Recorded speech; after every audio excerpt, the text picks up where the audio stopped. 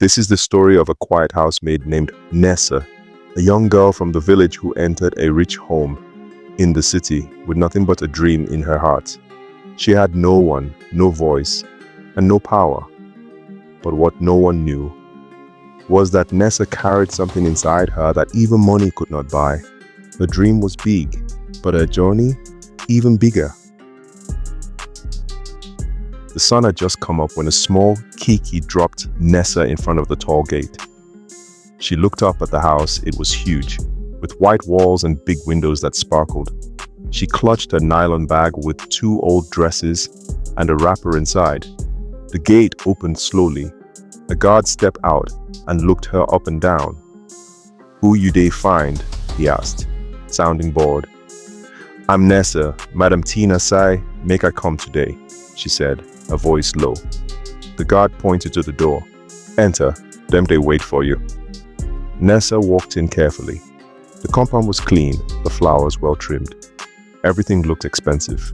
She had never seen this kind of house before. As she reached the front door, a tall woman with sharp eyes stepped out. Her wrapper shone like glass, and her lips were tight. "You're the new girl?" she asked. "Yes, ma." You look small. Can you cook?" "Yes, ma." "Can you clean?" "Yes, ma." "Good. We don't like noise in this house. Don't touch what is not yours. Don't enter rooms you're not told to enter, and stay away from my daughter. Do you hear me?" "Yes, ma." Madam Tina looked at her again, then called the houseboy. "Take her to the back room. That's where she will sleep." Nessa followed quietly. The room was small, with a mat on the floor and 1 plastic bucket in the corner. There was no fan, no window, and the door didn't close properly. But Nessa didn't complain. She sat on the mat and breathed in slowly. She whispered to herself, "One day, I will leave this place. One day." The next morning, Nessa woke up before everyone. She swept the compound, washed the dishes, and cleaned the living room before anyone opened their door. She was fast and careful. As she cleaned the table, she heard a voice behind her. "Is that the new maid?" Nessa turned. A girl stood at the stairs with a phone in her hand.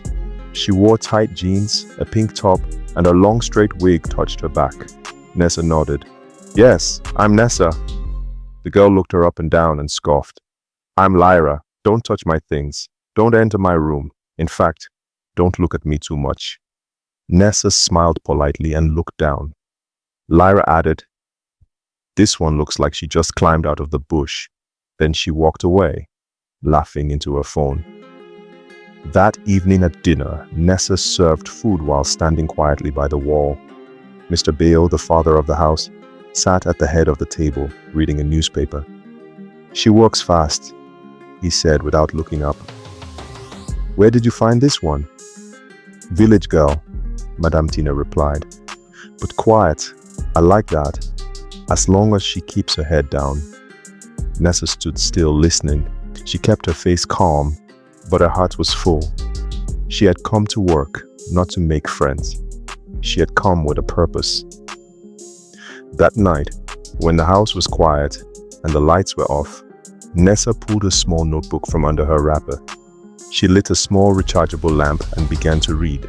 Her eyes moved across the page slowly. Each word she read took her closer to her dream. But outside the room, someone was watching through the crack in the door. It was Lyra. Nessa's room was small. No bed, no chair, just a mat, a torn pillow, and a plastic bucket in the corner. But inside the tiny room, something big was growing. Under her mat, Nessa hid 2 things, an old exercise book and a black nylon with her savings.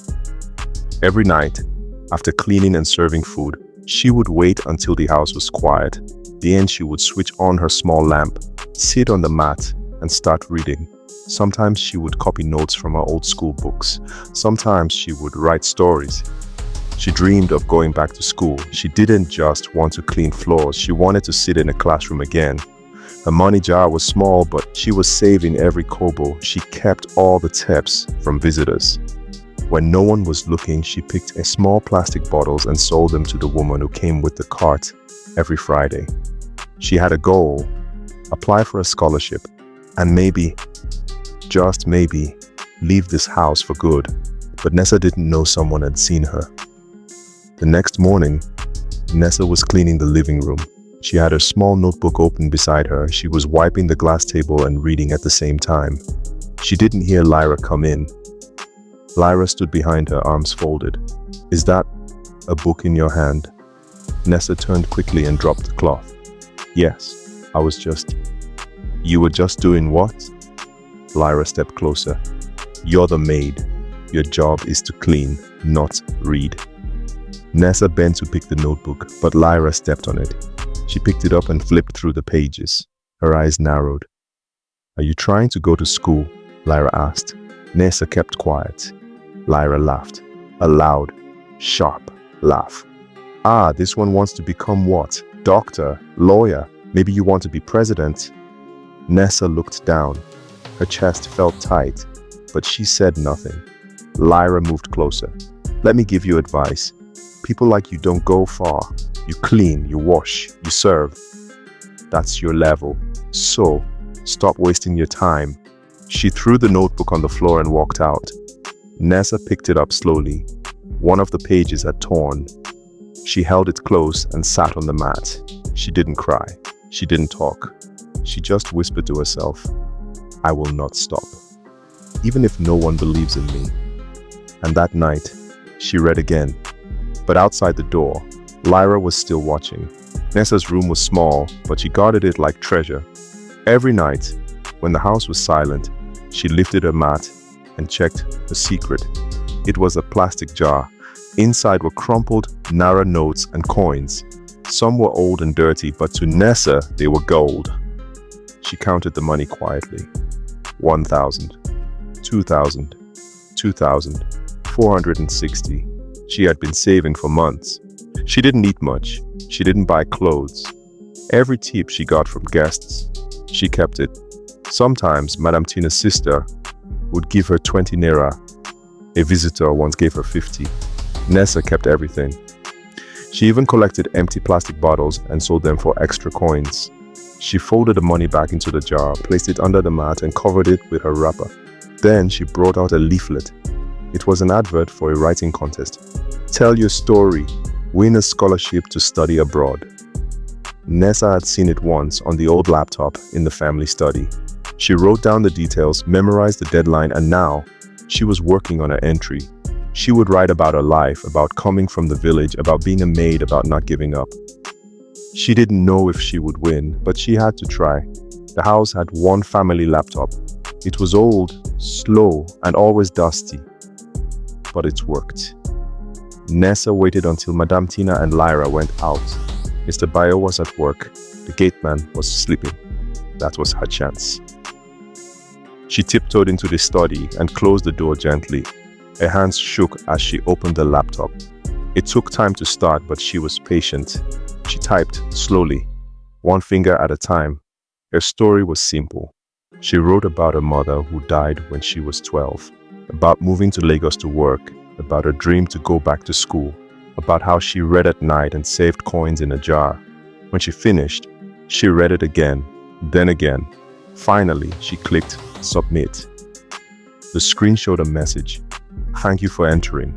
Winners will be announced in 3 weeks." Nessa smiled for the first time in days. She closed the laptop and cleaned the table, making it look untouched. But what she didn't know was this. Someone had been watching. From the top of the stairs, Lyra had seen her enter the study, and Lyra was already planning something. One evening, the house was full of noise. Music played in Lyra's room. Laughter came from her phone. Nessa was in the kitchen, washing plates, when she heard the door slam. Lyra rushed in, looking scared. "Nessa!" she called, breathing fast. "Please, I need your help. Now!" Nessa wiped her hands and followed her. Lyra dragged her into a room and locked the door. "My life is finished," she said. "Someone sent me a message. They have a video of me and that boy from last week. If they post it, my parents will kill me." Nessa didn't know what to say. Lyra held out her phone. "You're smart. I've seen you on the laptop. Please help me delete it. I'll do anything. Just don't tell anyone. Nessa looked at the screen.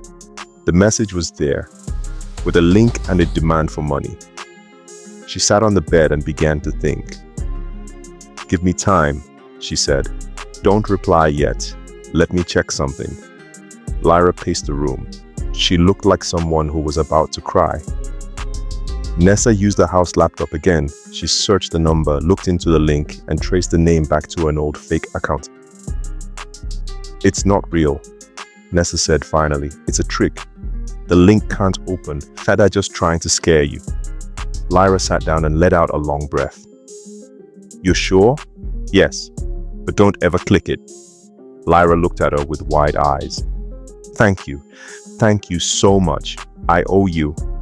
Nessa nodded and stood up. But deep down, she was not smiling. She knew Lyra could turn on her at any time. She had just taken a risk, a big one. The next day, Lyra was quiet. She didn't insult Nessa. She didn't laugh at her clothes. She didn't even look her way during breakfast. But that night, as Nessa swept the hallway, Lyra came to her again. "Listen," she said softly. "Thank you for what you did. You really saved me, but if anyone finds out, I'll deny it. My parents can never know." Nessa nodded. "I understand." Lyra looked around, then leaned in. "I saw you writing on the laptop that day. You entered a contest, right?" Nessa's heart jumped. She kept her face straight. "Yes." Lyra gave a small smile. "Don't worry. Your secret is safe with me. Let's just help each other, okay?" Nessa nodded again. She didn't trust Lyra, but she had no choice. If Lyra kept quiet, maybe she could still win the contest. "One more thing," Lyra added, walking away. "You're smart, but be careful. People like us don't like to be outshined." And with that, she left. Nessa stood alone, holding her broom tight. For the first time, she realized something. This house was not just about work. It was full of secrets, and hers had just become one of them. Days passed. Nessa continued her work. She cleaned, cooked, and stayed out of trouble. Lyra didn't say anything about the contest. She didn't even talk to Nessa much. Everything seemed normal. But one thing had changed. Mr. Bale, the father of the house, started noticing her. One morning he came downstairs and saw the dining table already clean, with breakfast neatly set. "Who arranged these?" he asked. "The new girl," the houseboy replied. "Nessa." Mr. Bale nodded slowly. She's quiet, but she works well." That evening, Madame Tina entered the kitchen and saw Nessa slicing vegetables quickly and neatly. "You even know how to cut onions properly," she said. "Not like the last girl." Nessa just smiled and continued. She didn't expect praise, but she was happy someone noticed. Later that night, Mr. Bale told Madame Tina, "That girl, what's her name?" "Nessa. Keep her close. She's different." But upstairs, Lyra sat on her bed, listening. She heard it all, and she didn't like it. The next morning was quiet, too quiet. Madame Tina's voice suddenly cut through the air. "Where is my necklace? My gold necklace?" The whole house stopped moving. She shouted again, louder. "Who touched my drawer?" Everyone gathered in the living room. The houseboy, the cook, even the gateman came in. Madame Tina looked at all of them, but her eyes stopped on Nessa. "You," she pointed. "You cleaned my room yesterday, didn't you?" "Yes, Ma, but I didn't." "Don't talk yet." She turned to Lyra. "Did you see her in my room?" Lyra crossed her arms and gave a fake look of concern. "Mummy, I didn't want to say anything, but Nessa has been acting strange." Everyone turned to Nessa. "What do you mean by strange?" Mr. Bale asked. "She hides something under her mat. I saw it once when I passed her room." "Let's check," Madame Tina shouted. They all marched to Nessa's small room. Her heart was beating fast. She didn't know what was happening. They lifted her mat. The jar was there. Madame Tina opened it. Money and something else, a gold necklace. Nessa's eyes widened. She stepped back. "I swear, I didn't take it. That necklace wasn't there before." But no one listened. Madam Tina shouted. "You thief! After all we did for you, you stole from us?" Nessa shook her head. "No, Ma, I didn't steal anything. I don't know how it got there." Lyra stepped forward slowly. "Mummy, maybe she was saving to run away." Mr. Bayo looked angry. Madame Tina looked like she was ready to slap someone. And Nessa? She just stood there, tears in her eyes, alone. The whole compound turned upside down. Madame Tina ordered everyone to search Nessa's room. Her clothes were thrown outside. A small bucket was kicked over. Her notebooks were ripped open. "Check everywhere," Madame Tina shouted. "I want to see if she has stolen anything else." The houseboy opened her plastic bag and found nothing but old wrappers and a sponge. Then Madame Tina grabbed the money jar again and shook it. "Where did you get this money? This is not coins. This is notes. You think we are fools?" "It's my savings," Nessa said in a small voice. "From tips. From selling bottles. I never stole anything." Mr. Bayo looked at her with disappointment. "Nessa, how could you?" "I didn't take the necklace," she said. "Somebody put it there. I don't know how it got inside my jar." "Stop lying," Madam Tina screamed. "You are a thief, a liar.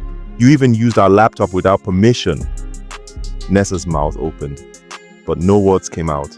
She didn't even know they knew about the laptop. She looked at Lyra. Lyra looked away. That moment, Nessa knew she had been set up. "Pack your things," Madame Tina shouted. "You're leaving this house today. I don't want to see your face here again." "But Ma, I didn't do it," Nessa said, tears running down her cheeks. "Please believe me, I've never stolen anything in my life." Mr. Bayo banged the table. "Are you calling my wife a liar?" "No, sir, I'm not." "You're still talking back," Madame Tina yelled. "Ungrateful girl, we brought you from the village, gave you food, gave you clothes, and this is how you pay us." "But nobody even asked how the necklace got there," Nessa said quietly. "You just blamed me without proof." That was when Madame Tina raised her hand. Mr. Bayo stopped her. "Let her go. She's not worth it," he said coldly. The gate was opened. Nessa was told to leave with only her wrapper and slippers. "Don't come back here," Madame Tina warned. "If I see you near this house again, I'll call the police." As Nessa stepped outside, she turned back one last time. Lyra stood by the door, arms crossed, lips pressed tight. She didn't smile. She didn't say a word. Nessa walked away with her head down. Everything she had worked for was gone. Everything. Or so she thought. The sun was hot. The road was dusty. Nessa walked slowly, her slippers slapping the ground. She had no money, no clothes, no place to go. Her eyes were red, but she refused to cry. She passed by a group of women selling fruits. One of them stared at her. "Auntie, you dey okay?" the woman asked. Nessa nodded and kept walking. Her legs were tired, but her mind was racing. Where would she sleep tonight? Where would she start from? She sat on a bench near a small shop, holding her wrapper tightly. Her hands shook. Her dream, her savings, her contest entry. Everything felt like it was over. She closed her eyes and whispered, "God, please help me. I did nothing wrong." Then, an old man walked by and stopped. "You again?" he said softly. Nessa opened her eyes and looked up. It was the same man who once smiled at her while she swept outside the compound. She had thought he was just a neighbor. She didn't know his name. "Why are you sitting here alone like this?" he asked. She tried to speak, but her lips trembled. "Come," he said gently. "Sit under my shade. Tell me what happened." The man took her to a small shop nearby and gave her a sachet of water. "Drink first," he said. Nessa drank slowly. Her hands were still shaking. "My name is Professor Adley. I know Mr. Bayo. We used to work together. I was supposed to visit him this weekend, but I came early." Nessa's mouth opened slightly. She didn't know what to say. "Now, tell me what happened." Nessa looked down, then began to speak. She told him everything. About the missing necklace, the money jar, the contest. even about Lyra's secret message and how she had helped. Professor Adley listened carefully. He didn't interrupt. He just nodded and waited. When she finished, he said, "You're not lying, are you?" "No, sir. I swear I didn't steal anything." He looked at her with calm eyes. Then he reached into his pocket and brought out a card. "Come to this place tomorrow morning," he said. "It's a university. I want to show you something." "Sir, why?" "Because I believe you, and because something tells me your story is not over yet." Nessa held the card tightly. For the first time that day, she felt a small light inside her heart. It wasn't hope just yet, but it was close. The next morning, Nessa woke up early. She had slept in a small corner behind the shop. Her back hurt and her clothes were dusty, but she didn't care. She held the card from the old man tightly in her hand and walked to the place he had told her. It was a big building with a blue gate. The sign on the wall said, "University of Lagos, English Department." She stood by the gate, unsure of what to do. Then she saw him, Professor Adley, walking towards her with a calm smile. "You came," he said. Nessa nodded. He led her inside. The building smelled of books and old paper. She had never entered a school so big before. They sat in his office. He turned on his computer and opened a file. "This is your story, right?" he asked. Nessa leaned forward. Her eyes widened. On the screen was her writing, the same one she had submitted for the contest. "Yes, sir," she said. "That's it." He looked at her gently. "You won, Nessa. Your story was selected." The judges said it was real. It was strong. It touched their hearts. Nessa put her hand over her mouth, her eyes filled with tears. I won? Yes. I was one of the judges," he said. "That's why your words sounded familiar yesterday." She bent her head and began to cry, soft, quiet tears of joy.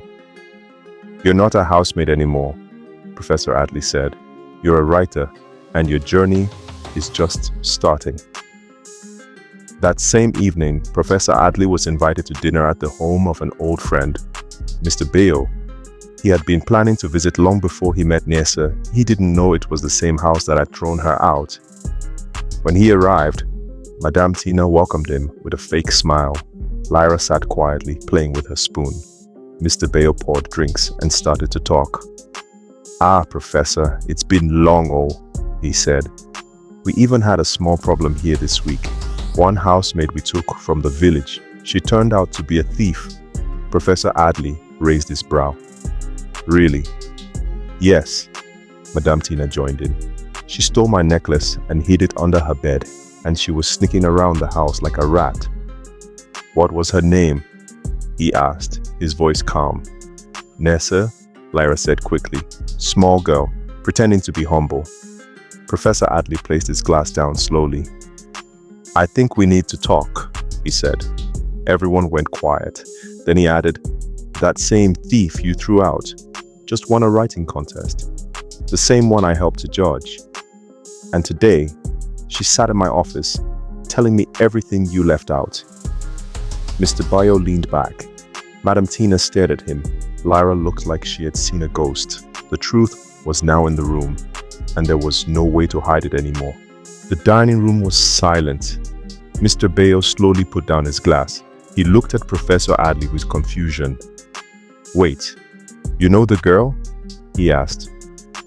"Yes," Professor Adley replied calmly. "Her name is Nessa. She came to me yesterday after you threw her out. She told me everything, and I believed her, because her story matched the one I read for the contest." Madame Tina frowned. "What story?" "The one she entered for the scholarship," he said. "She won. Out of all the entries, hers was the best." Lyra shifted in her seat. She wouldn't look up. Professor Adley turned to her. "And when I asked who she worked for, she said your name, Bayo. I didn't believe it until now." Mr. Bayo looked at his daughter. "Lyra, is this true?"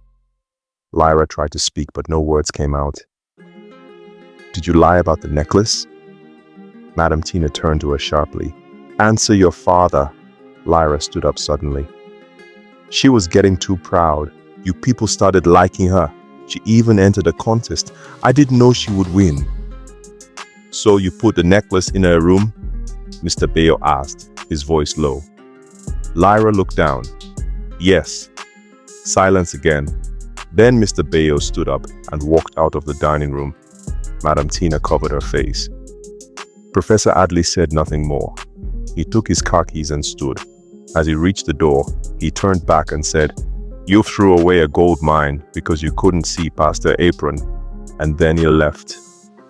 The next day, the whole house was quiet. No music, no shouting, no loud phone calls from Lyra's room. Mr. Bayo stayed in his study. He didn't go to work. He sat in silence, staring at the wall. Madam Tina didn't come out of her room. She felt shame, but pride held her mouth shut.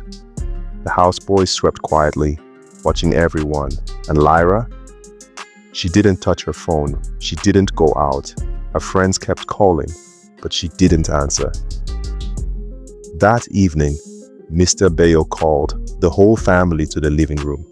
This house will not hide lies again, he said. I'm calling Nessa back. She deserves an apology from all of us. No, Madam Tina said suddenly. We can send her money. We don't need to bring her back. Mr. Bayo turned to her. It's not about money. It's about doing what is right. Lyra sat on the couch like a statue. Her eyes were red, but she said nothing. Mr. Bayo picked up his phone and called Professor Adley. Please, he said, give me Nessa's number. I need to fix what we broke. And that was the first time, in a very long time, that the house began to feel honest again. 2 days later, Nessa stood in front of the same gate where she had been thrown out. This time, the guard opened it with respect. Welcome, Nessa, he said quietly. She walked into the compound, her heart beating fast. Everything looked the same, but it felt different now. Inside the house, Mr. Bayo, Madame Tina, and Lyra sat in the living room. Even the cook and the houseboy were there. No one spoke. Everyone was waiting. Nessa entered slowly, holding her bag close. Mr. Bayo stood up first. He looked her in the eyes. Nessa, he said, we failed you. We didn't listen. We judged you, and we allowed a lie to destroy your name. I'm sorry. He turned to the others.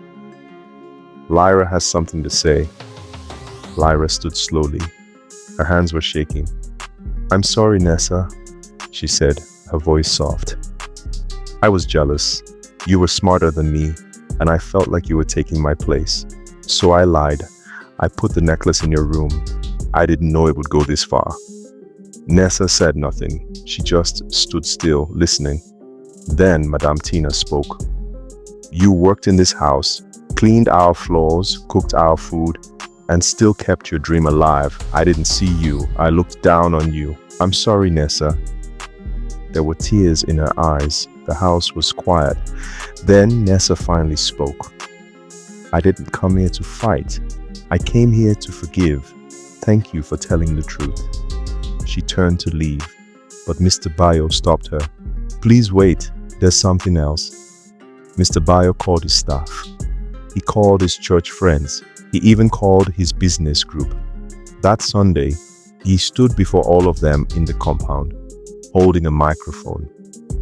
Today, he said, I want to speak the truth. 2 weeks ago, we wrongly accused a girl of stealing, a girl who worked in our home. We pushed her away. But now we know the truth. She was innocent. Her name is Nessa. Gasps filled the crowd. People turned to look at her. She didn't steal anything, he continued. She was trying to change her life. She entered a writing contest and won. And we, her employers, almost destroyed her future because of lies. He turned to Nessa. Today, we honor you and we say, in front of everyone, we are sorry. The people clapped. Some were shocked, others were touched. Madame Tina walked to the front, took the mic, and said, I was wrong, and I'm not too proud to say it out loud. Then something unexpected happened. Lyra walked forward. without a mic. She looked at Nessa and said, "I lied about you. I was afraid, but I'm ready to learn from this. Please forgive me." Nessa's eyes were full, but she stayed calm. She stepped forward, took the mic, and said, "This is not just my story. It's for every girl who has been told to stay silent. I forgive you, and I thank you for giving me my voice back." The crowd clapped louder. And that day, Nessa didn't feel like a maid anymore. She felt like someone who mattered. A few days later, Nessa stood at the airport. She wore a simple dress and carried a small bag. Her clothes were not new, but her smile was. Professor Adley stood beside her, holding a file. "Your passport, your visa, and your scholarship letter are all here," he said. "Thank you, sir," Nessa replied softly. He smiled. "You did this, Nessa. You didn't give up, even when the world turned against you." She looked around the airport. People in suits, children holding balloons, mothers waving goodbye. "I used to dream of this place," she whispered, "but I never thought I would really come here." "And now," he said, "you're going beyond this place, to learn, to grow, to become more." The loudspeaker called for boarding. Nessa turned to him. "Will you tell the girls in the village?" "I already did," he said. "They cheered. They're waiting to see you shine." As she walked her towards the gate, Nessa didn't look back. She held her bag tight, but what she carried inside her was even bigger. Hope, strength, and a second chance at life.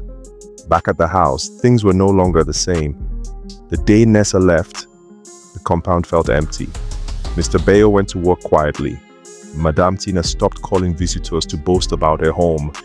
Even the houseboy noticed the silence. And Lyra was not the same girl anymore. She tried to go back to her old life, parties, friends, phone calls, but something had changed. Her friends had seen the apology video. Some stopped calling. Others sent fake smiles. But deep down, she knew they were talking behind her back. One girl messaged her directly.